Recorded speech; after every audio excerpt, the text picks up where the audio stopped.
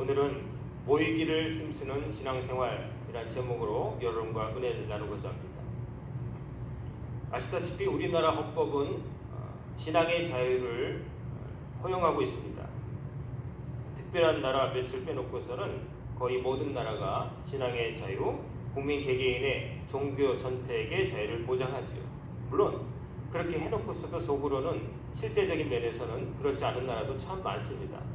그러나 적어도 형식적으로는 거의 모든 나라가 국민이 자기가 무슨 종교를 선택할지는 자유로 허용해 두는 겁니다. 그래서 때로는 그 부작용 하나로서 예를 들면 이단들이 어떤 집회를 하고 모이고 그럴 때 우리가 볼 때는 저런 이상한 집단들의 집회를 왜 허용하는가 싶지만, 그러나 헌법에 보장된 종교의 자유와 집회 결사의 자유 때문에 그것을 허용할 수밖에 없는 것이죠.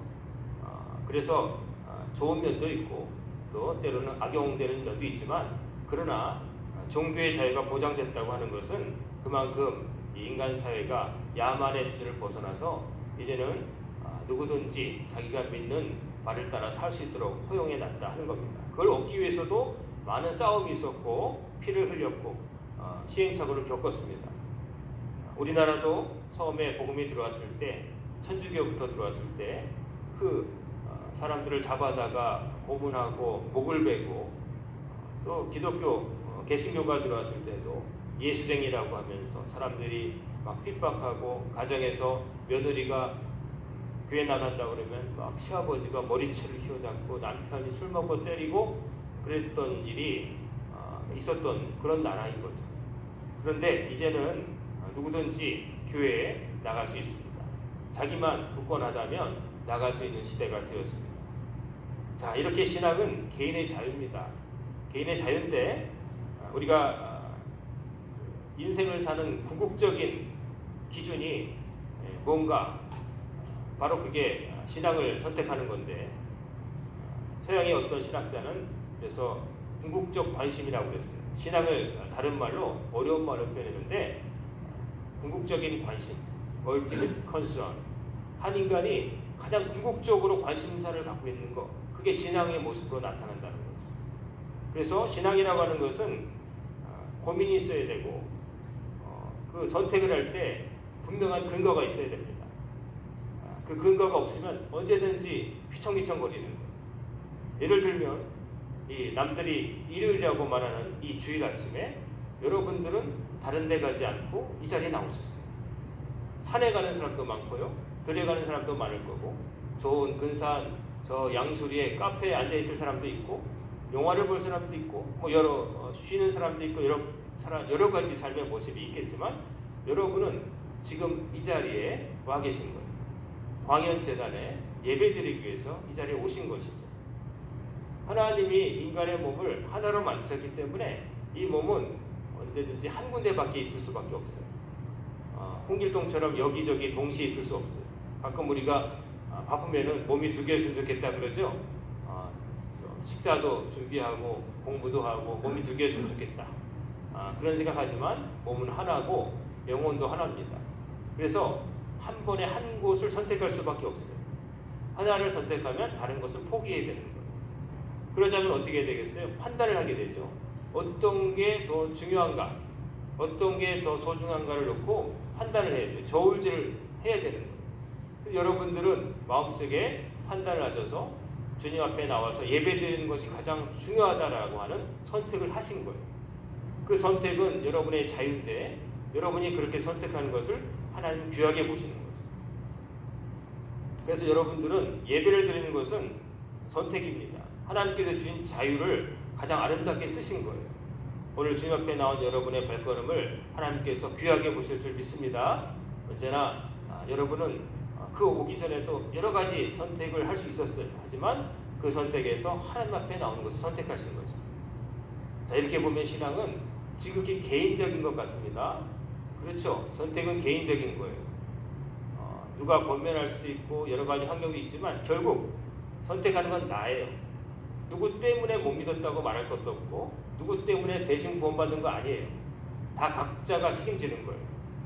늦게 믿고 나중에 믿고 좀 빨리 믿고 환경이 다를 수 있지만 결국 하나님께서 묻는 책임은 개인의 선택이에요. 남에 의해서 좌지우지 된다면 조상 잘 만나고 금수저고 주변에 뭐 집안이 원래 믿는 사람 이런 사람들이 천국 많이 가고 불우한 환경에서 예수 믿는 사람 없고 미신만 믿는 가정에 태어난 사람들 너무 억울하잖아요. 근데 하나님이 그렇게 하실 리가 없다는 거죠. 하나님은 말씀하셨어요. 모세와 엘리야와 사무엘이 다시 이 땅에 온다. 자기 믿음으로 구원받을 것이다. 자기 믿음으로 구원받는 거예요. 자, 이게 개인적인 건데 그렇지만 또 그것으로 끝나는 거 아니에요. 뭐냐면 여러분이 신앙을 선택해서 하나님 믿기로 결정을 했어요. 그러면 교회에 가게 되죠. 교회에 가게 되면 그때부터 신앙 생활이 시작되는 거예요. 공동체 안에 편입이 되는 거예요. 같은 신앙을 가진 하나의 공동체의 일원이 되는 거예요. 그렇게 되면 조금 달라져요. 만약에 무인도가 있는데 여러분 혼자 거기 표류해서 살게 되셨어요. 그러면 거기서 여러분이 어떤 옷차림 입고 살든지 그거는 여러분의 진짜 자유예요. 뭘 해도 괜찮아요. 혼자 있으니 여러분이 발가벗고 다녀도 누가 뭐라 할 거 없어요. 여러분이 걸음을 갈지자로 걸어도 좋고 잘 때 큰 대자로 자도 좋고 뭐 여러분이 어떻게 하든지 여러분 자유예요. 그걸 가지고 뭐라고 할 사람은 없어요. 하지만 어느 날 자고 일어나 보니까 나와 똑같이 어느 사람이 표류해서 우리 섬에 도착했다. 둘이 살게 됐다. 그 다음부터는 달라집니다. 그 다음부터는 함부로 발가벗고 다니면 안 되는 거예요. 내 자유지만 그러나 그때부터는 무화과 나무로도 옷을 가리든지 어쨌든 치부를 가리고 또 내가 용변을 아무 데서나 보면 안 되고 그 사람이 있을 공간을 마련해 줘야 되고 배려하고 양보하며 살아야 되는 거예요. 그래서 혼자 시작하지만 그러나 영원히 혼자는 아니다. 내가 신앙을 갖게 되지만 교회에 들어와서 한 처치의 멤버로서 살게 되면은 그 다음부터는 내가 다른 사람과 더불어 살고 있다는 것을 염두에 두고 지킬 것은 지키며 살아야 되는 거죠. 그래서 신앙생활은 개인적인 부분도 있지만 공동체적인 그런 공적인 부분이 있는 거예요.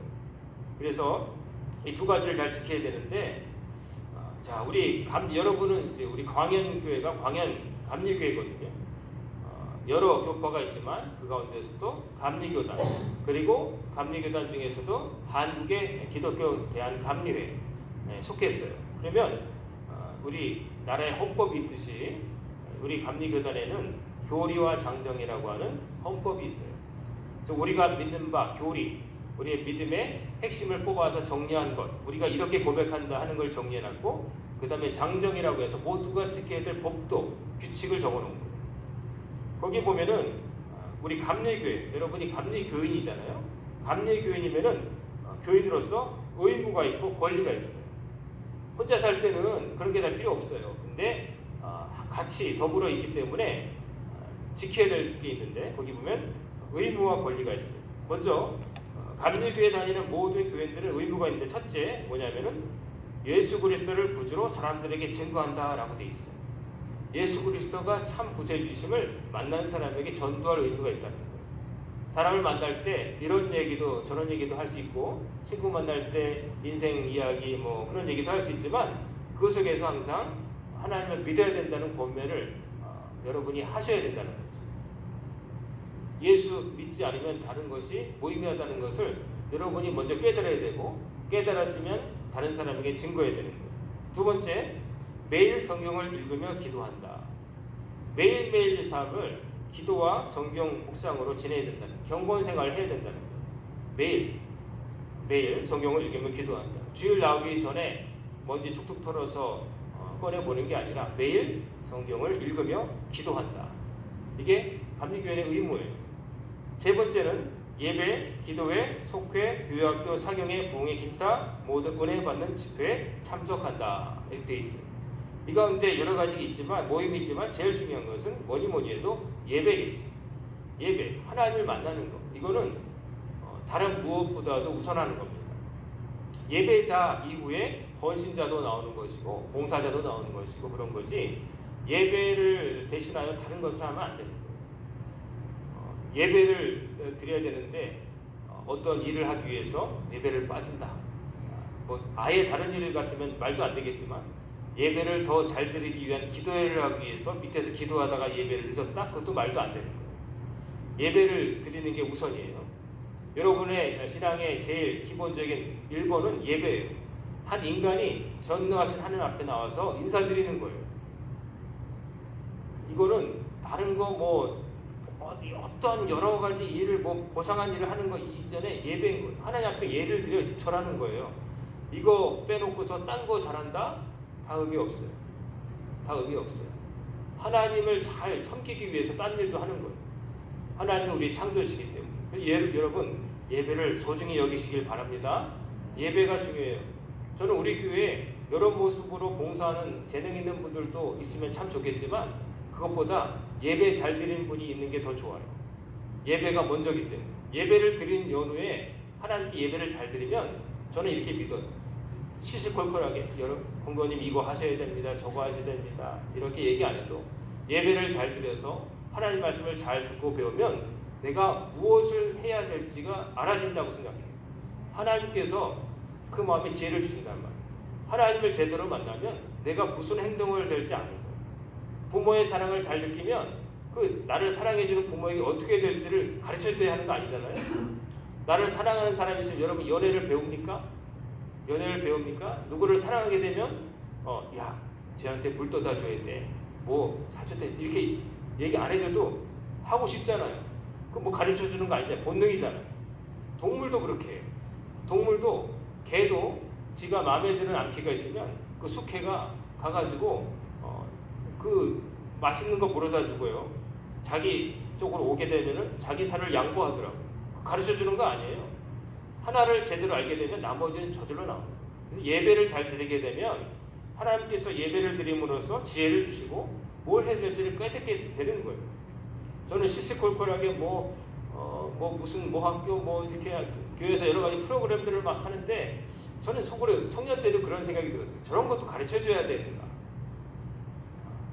하나님 말씀 속에 다 담겨 있는데 그거를 다 어떻게 해가지고 뭐 섞어서 막 이렇게 해줘야 되는가? 다 대통령도 뽑는 유권자들인데 그 정도 된 분들이 그걸 못할 리가 없는데 왜 저렇게 할까? 문제는 저는 거기 있다고 생각해요. 교육을 못 받아서가 아니라 예배를 제대로 안 드렸기 때문에. 드렸어도 예배를 통해서 깨달은 바가 없기 때문에. 말씀을 읽었는데 읽기는 읽었을 때 거기서 하나님께 주시는 울림이 없었기 때문에 모르는 거예요. 하나를 알게 되면 알게 돼 있어요. 하나님을 잘 알게 되면 나머지는 알게 돼 있어요. 그걸 시시콜콜 강론보론해서 나중에 다듬을 필요는 좀 있을지 모르겠지만 전문적인 건 그럴 수 있겠지만 나머지 것은 마땅히 할 수가 있어요. 바닥이 떨어져서 더럽다 그러면 치울 줄 아는 게 인간이에요. 그 치울 줄 모르면 인간이 아니에요. 동물은 막 너저분하게 있지만 더럽네? 내가 사는 공간이니까 깨끗해야 되겠지. 죽는 게 인간이에요. 자기가 인간이기 때문에 존엄성이 있기 때문에 어떻게 될지를 아는 거예요. 자, 예배가 가장 중요하고요. 넷째, 감리계획, 교리와 장작을 공부하고 이를 지킨다. 다섯째, 교회 헌금과 교회 사업에 대한 의무금을 낸다. 헌금과 교회 사업에 대한 의무금을 낸다. 헌금을 여러분 하나님께 예물로 드리시잖아요. 그리고 또 교회 사업을 위한 의무금을 낸다. 교회에서 어떤 일을 감당할 때 재원이 필요하다 하면은 그 교회 멤버들이 참여하는 거죠. 금전적으로. 우리가 이렇게 예배 드리고 있을 때 전기를 쓰는데 기름을 쓰는데 나라에서 공짜로 주는 거 없어요. 우리가 공짜로 얻어다 쓰는 거 아니라 정당한 대가를 지불하고 씁니다. 그러므로 교회에서 여러분이 하나님께 드린 예물은 하나님이 가난해서 드리는 게 아니라 감사해서 드리는 거고 실제적으로 바치는 예물들은 우리가 예배를 잘 드리기 위한 일, 또 다른 사람에게 복음을 전하는 일에 재화로서 투여가 되는 거예요. 선교사님들이 외국에 나가서 복음 전할 때 여러분 막연하게 기도만 한다고 되는 거 아니잖아요. 기도하면서 위한 하나님께 맡기면서 내가 기도하는 중에 그들을 돕고 싶다는 마음이 있을 때 여러분이 그들을 후원하게 되는 거죠. 안 그러면 그분들이 어떻게 거기서 먹고 살면서 자기 일하면서 어떻게 복음을 전하겠어요? 자기 살기 바빠가지고 안 되잖아요. 그래서 헌금과 교회 사업에 의무금을 낸다. 여섯째, 교회와 교회 임원이나 직무를 맡았을 때는 충실하게 일을 수행한다. 여러분들이 무슨 부장, 뭐 집사, 권사 여러 직분과 임원을 맡으시잖아요. 그것은 뭐 그냥 조직의 어떤 짜임새를 구색을 갖추기 위해서 막 세우는 게 아니라 필요하기 때문에 책임을 주어서 세워드리는 거죠. 그 일을 잘 감당하는 함으로 교회 생활이 원활하도록 다른 사람을 위해서 봉사하도록 세워드리는 거예요. 감투가 아니고 그 일을 감당해 할 수 있다고 교회 공동체가 판단했고, 그래서 이만하면 되겠다 해서 동의를 거쳐서 세우는 거예요.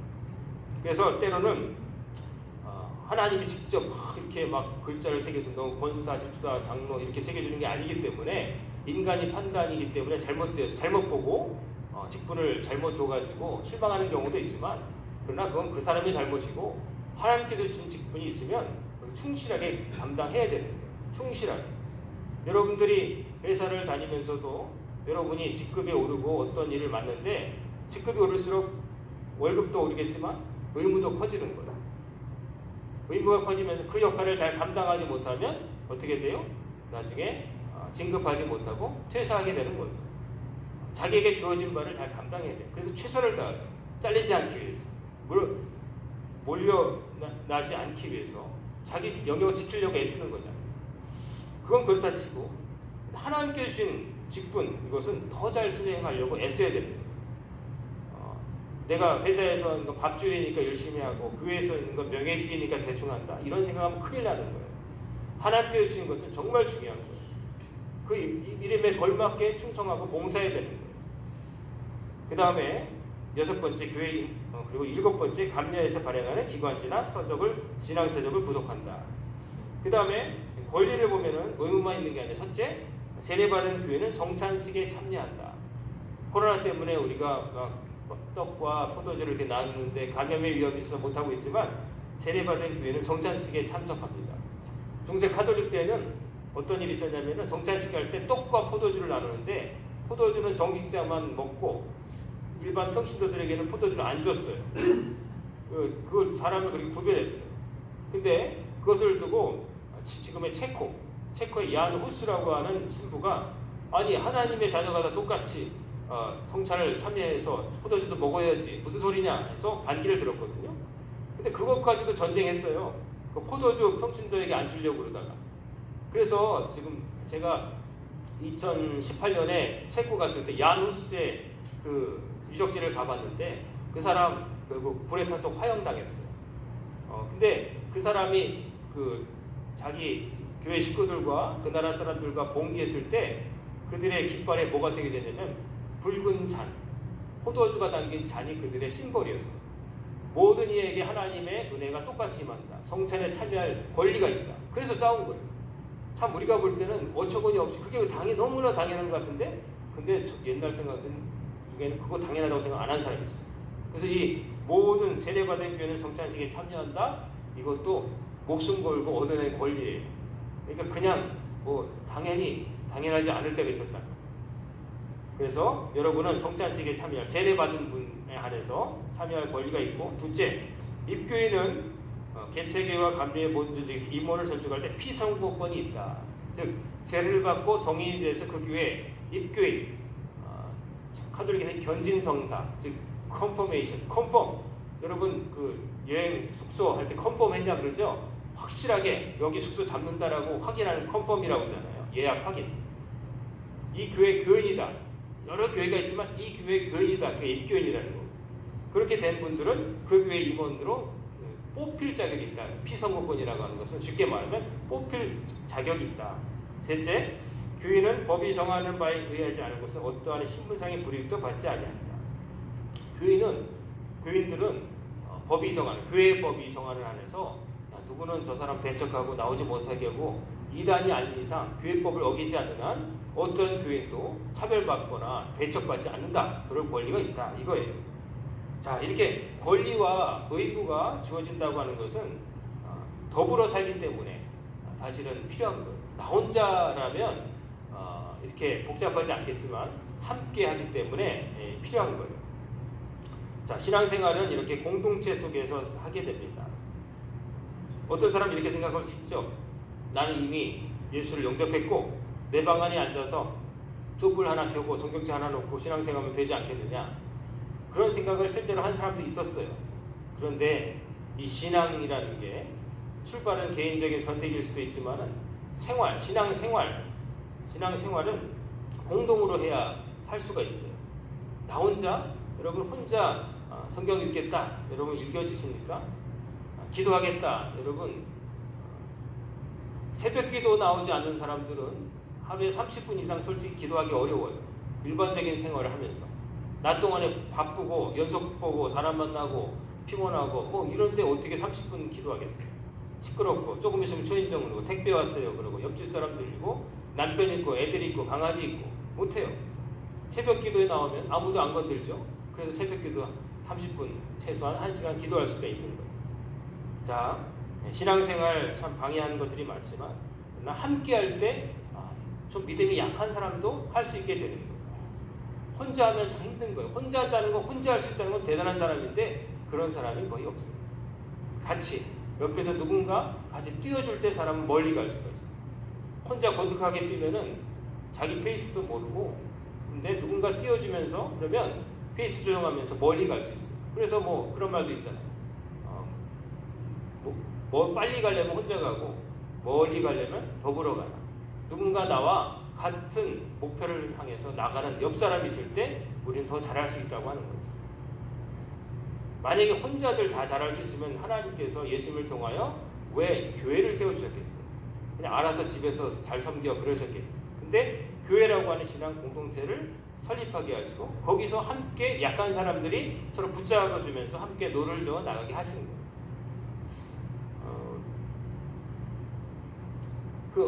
최근에 어떤 뭘 봤는데요. 배구에 관한 만화예요. 요즘 농구 때문에 열풍이죠.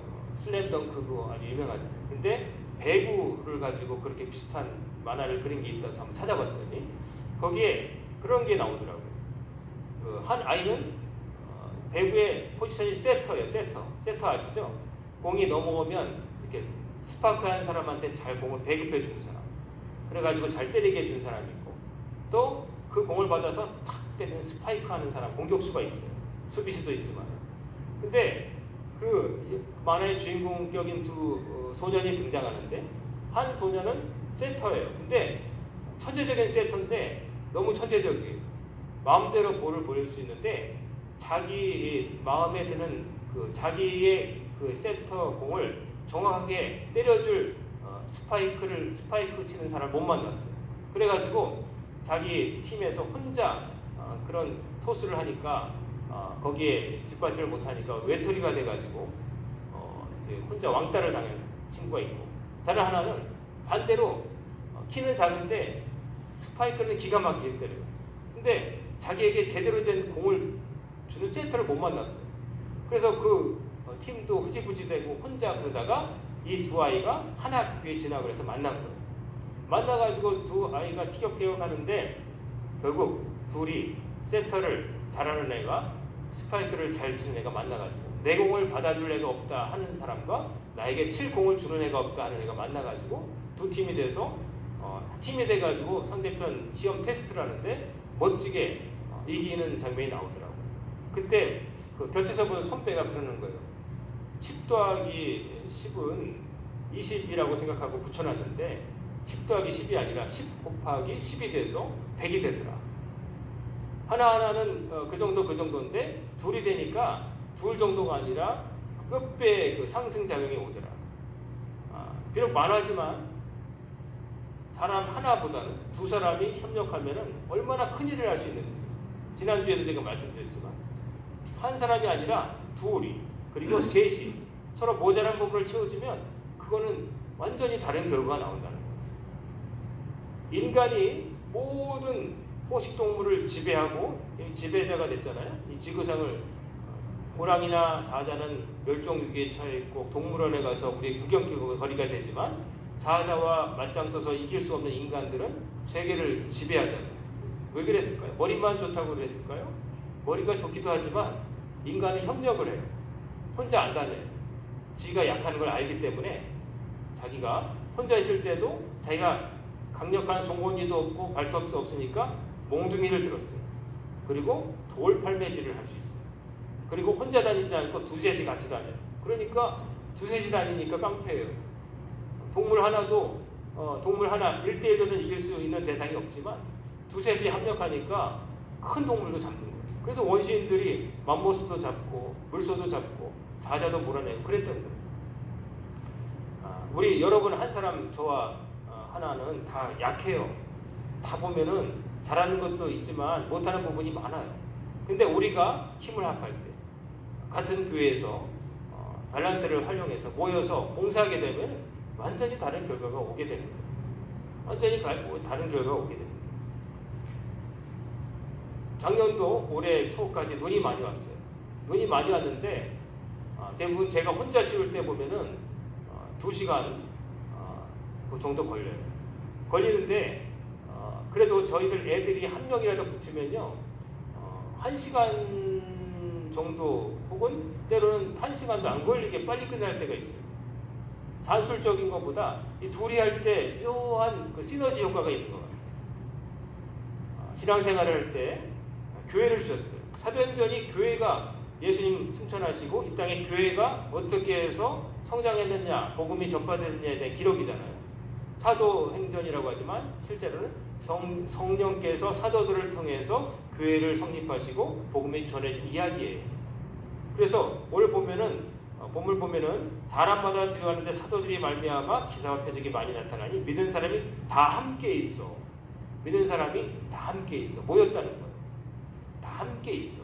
모든 물건을 서로 통용하고 또 재산과 소유를 팔아 각 사람 필요를 따라 나눠주며 날마다 마음을 같이하여 성전에 모이기를 힘쓰고 집에서 떡을 떼며 기쁨과 순전한 마음으로 음식을 먹고 하나님을 찬미하며 또 온 백성에게 칭송을 받으니 주께서 구원받는 사람을 날마다 더하게 하십니다. 이게 교회의 아름다운 모습을 보여주는 거예요. 이상적인 모습. 교회는 어떤 곳이어야 되느냐? 믿는 사람이 다 함께 모인 곳이 되어야 됩니다. 여기에 모인 분들은 다 믿는 사람이 되어야 됩니다. 누구를 믿어요? 하나님과 그 아들 예수 그리스도를 믿는 사람이 되어야 됩니다. 다른 것도 믿고 하나님도 믿고 그런 사람 되면 안 되고 하나님을 믿는 사람들이 되어야 됩니다. 그리고 함께 있어 여기 뭐 물건을 서로 나누고 재산과 소유를 팔아 각 사람의 피를 나눠주며 날마다 마음을 같이 성전에 모이기를 힘쓰고 집에서 떡을 떼며 기쁨과 순전한 마음으로 음식을 먹고 하나님을 찬미하며 다 이게 교회에서 이루어지는 일들이에요. 모이기를 힘써서 뭐 하겠어요? 예배 드리는 거예요.